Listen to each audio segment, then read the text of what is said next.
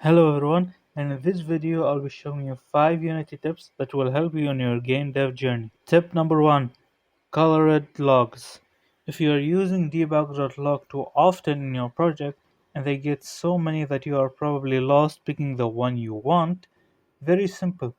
You can use colors to color your message in the log. Same as here, you can open up to give a string parameter and use this line to actually identify the color, which can be red, blue, green, any color you want. Allow me to show you an example. Here I have this debug.log and I have this line that has the attached script, and we run it. As you can see, my logs are now colored with red, same as the code. Now of course, debug.log actually support the import of variables. You can use the color variable to put it, but we're going to use a function. Now let me type it here.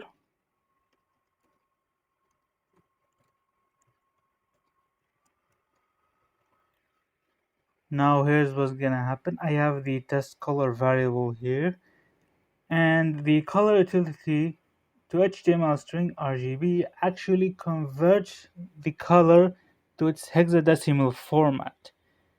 The colors will be represented in RGB, but this function actually converts them into a hexadecimal so they can be read by the debug.log. Allow me to demonstrate. As you can see, I have this knight here having the green color.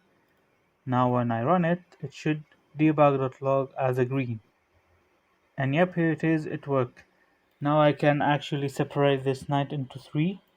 This is one here, and each will represent a color. I will make one represent the red, this one represent the green, and this will represent the blue. Let's test it out. And as you can see, each of them has the log as the color as I specified in the variable. Tip number 2.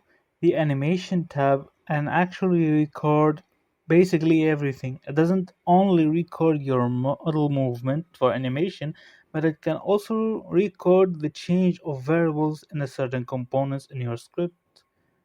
As a demonstration, I'm going to start recording. I'm going to do some random animation here and there, and those variables I'm going to change them, and you will see that they will actually be changed during the animation.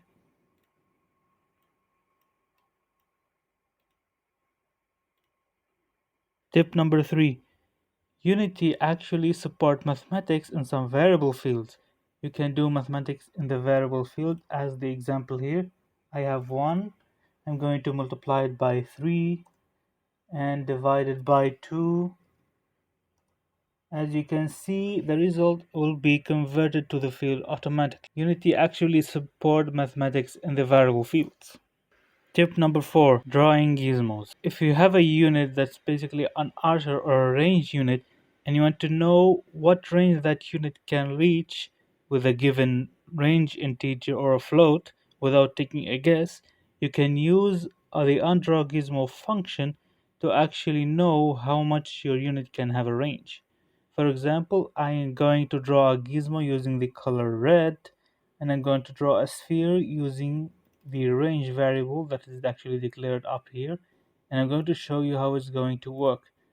Basically, I have this knight, and as you can see, there is a drawing around him at the range, and I can change the range as much as I want. Tip number 5.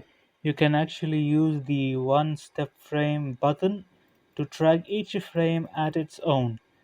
This button will move only one frame at a time, making you track every event that's happening in that specific frame each time.